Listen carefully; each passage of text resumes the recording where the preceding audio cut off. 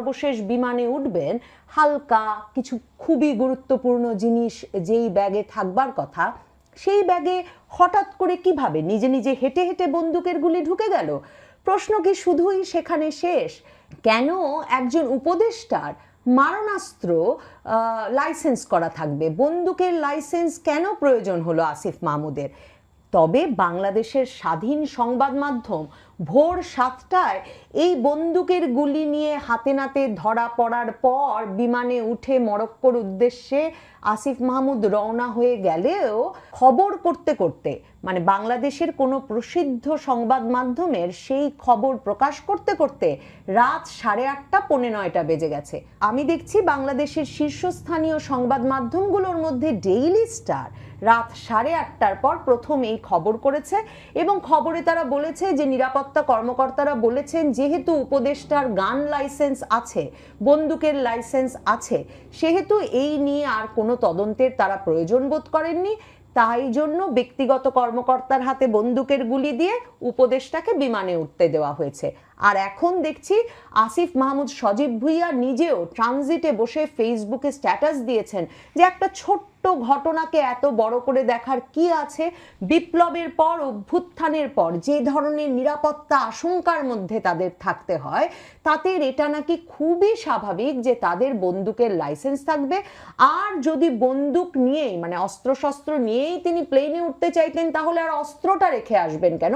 ভুল করে নাকি বন্দুকটার গুলিগুলো ঢুকে গেছে? মানে আমি না হিসাবই মিলাতে পারি না। মানে গুলি কি করে ভুল করে ব্যক্তিগত যেই লাগেজটি, ক্যাবিন ব্যাগটি, আপনার হ্যান্ড ব্যাগটি, বিমানে ওঠার সময়ের সবচেয়ে ব্যক্তিগত যে ব্যাগটি, তার ভেতরে বন্দুকের গুলি ঢুকে গেল কি করে? মানে আসিফ মাহমুদ সজীব ভুইয়ার জন্য কি বন্দুকের গুলি সত্যি এমন বিস্কুট বা চানাচুরের মতো বিষয় হয়ে উঠেছে যে তিনি কোন ব্যাগে কখন রেখে দিচ্ছেন সেটাও বলতে পারছেন না? ভুলে গেলে তো চলে না। ফেব্রুয়ারি মাসে যমুনা টিভির সঙ্গে সাক্ষাৎকারে এই আসিফ মাহমুদ সজীব ভুইয়া স্পষ্টত বলেছিলেন যে তারা ভাবেননি 5ই আগস্ট শেখ হাসিনা সরকারের পতন হয়ে যাবে, কাজেই তাদের প্রস্তুতি ছিল সশস্ত্র আন্দোলনে যাওয়ার, অস্ত্র হাতে শেখ হাসিনা সরকারের বিরুদ্ধে লড়াইয়ের প্রস্তুতি তাদের ছিল। এখন প্রশ্ন ওঠে, সরকার যে শুধু হাতে নাতে বন্দুকের গুলি একজনের কাছ থেকে ধরার পরেও তাকে বিমানে উঠতে দিয়ে রীতিমতো সাধারণ নাগরিকদের সঙ্গে ব্যাপক বৈষম্য করে মন্ত্রীর জন্য খুবই খাতির দেখানোর একটা উদাহরণ তৈরি করলো, তাই তো নয়। 1998 সালে জন্মগ্রহণকারী আসিফ মাহমুদ সজীব ভুইয়া এখন কি AK-47 অস্ত্রের লাইসেন্স পেতে পারেন? মারণাস্ত্রের লাইসেন্স পেতে পারেন? বাংলাদেশে মারণাস্ত্রের লাইসেন্স পাওয়ার যেসব নিয়মাবলী আছে তার মধ্যে অত্যন্ত স্পষ্টভাবে বলা আছে শর্ট ব্যারেল আগ্নেয়াস্ত্রের ক্ষেত্রে আবেদনকারীর বয়স ন্যূনতম 30 বছর আর লং ব্যারেল আগ্নেয়াস্ত্রের ক্ষেত্রে ন্যূনতম 25 বছর হতে হবে এবং 70 বছরের নিচে হতে হবে বয়স।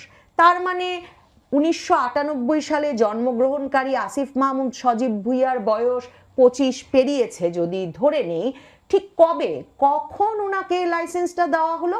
মানে উনি 25 পেরোনোর পরপরই দেওয়া হলো? 26-এ পা রাখার সাথে সাথে দেওয়া হলো? নাকি আগস্টের গণ অভ্যুত্থানের পর থেকেই, যখন থেকে তাদের প্রাণের হুমকি হয়েছে বলে আসিফ মাহমুদ সজীব ভুইয়া এখন তার ফেসবুক স্ট্যাটাসে লিখছেন তখনই দেওয়া হলো? দেখুন, লাইসেন্স দেওয়ার আরও নিয়ম আছে। লাইসেন্স দেওয়ার নিয়মের মধ্যে স্পষ্ট বলা হয়েছে আবেদনকারীকে অবশ্যই আয়করদাতা হতে হবে, বছরে ন্যূনতম 2 লক্ষ টাকা আয়কর প্রদান করতে হবে। আসিফ মাহমুদ সজীব ভুইয়া ঢাকা বিশ্ববিদ্যালয়ের শিক্ষার্থী, একজন স্কুলের প্রধান শিক্ষকের ছেলে। কুমিল্লার মুরাদনগর উপজেলার এই ছেলেটির হাতে কবে থেকে অস্ত্র গেল, আর কবে থেকে তিনি অস্ত্র চালানো শিখলেন, আর কবে থেকে তিনি অস্ত্র প্রশিক্ষণ পেলেন?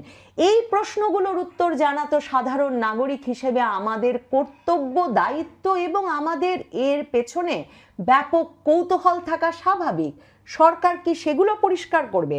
এতটা স্বাভাবিক হয়ে উঠল ছাত্র উপদেষ্টাদের হাতে অস্ত্রের বিষয়টি যে তারা রীতিমতো AK-47 এর লাইসেন্স পেয়ে যাচ্ছেন এবং তাদের জন্য বাংলাদেশের অস্ত্র দেওয়ার সকল নিয়ম পাল্টে ফেলা হচ্ছে।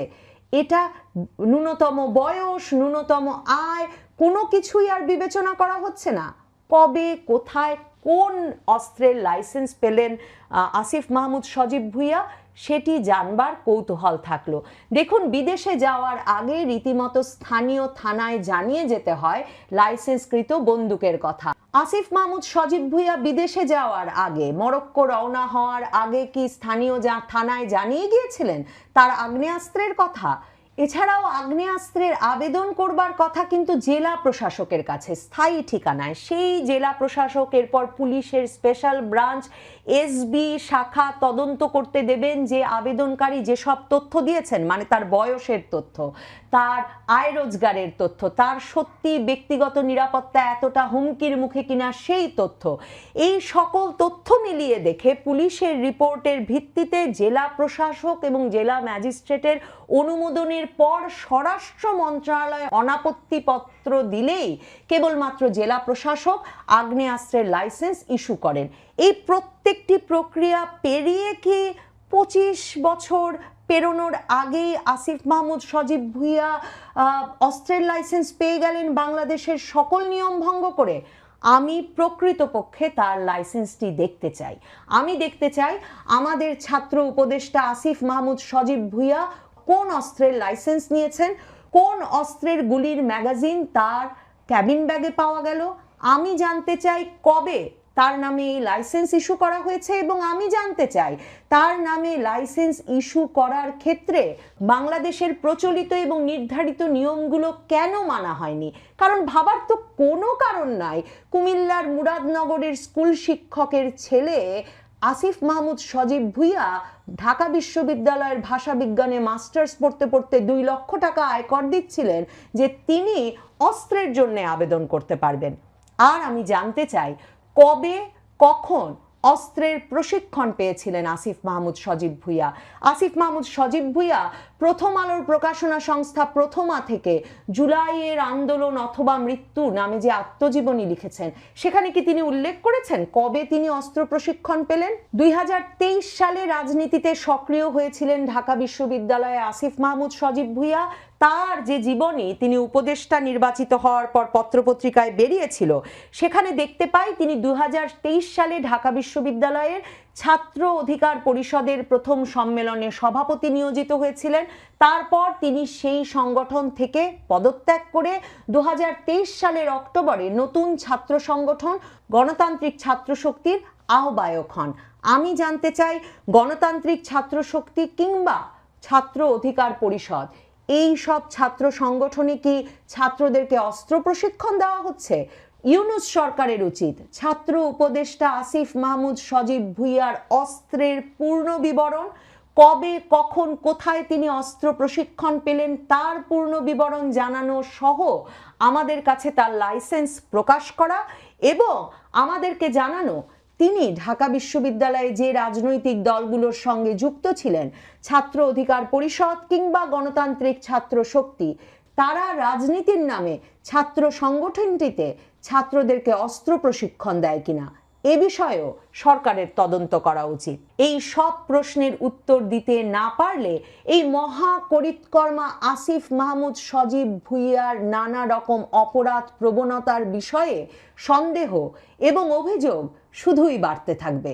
আসিফ মাহমুদ সজীব ভুঁইয়া বলছেন যে অভ্যুত্থানের পর তাদেরকে হত্যার যে চেষ্টা, তাতে নিরাপত্তা বা সিকিউরিটি প্রোটোকল না থাকলে পরিবার এবং নিজের ব্যক্তিগত স্বার্থে অস্ত্র রাখাই নাকি খুব স্বাভাবিক।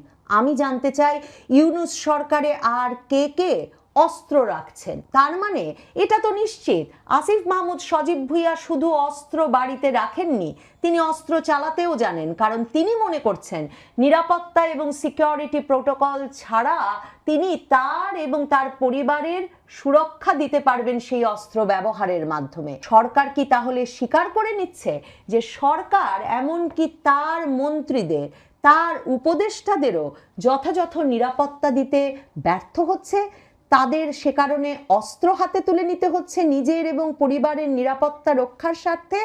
আমাদের জানবার আগ্রহ ডক্টর মোহাম্মদ ইউনূসও বাড়িতে অস্ত্র নিয়ে ঘুমাচ্ছেন কিনা।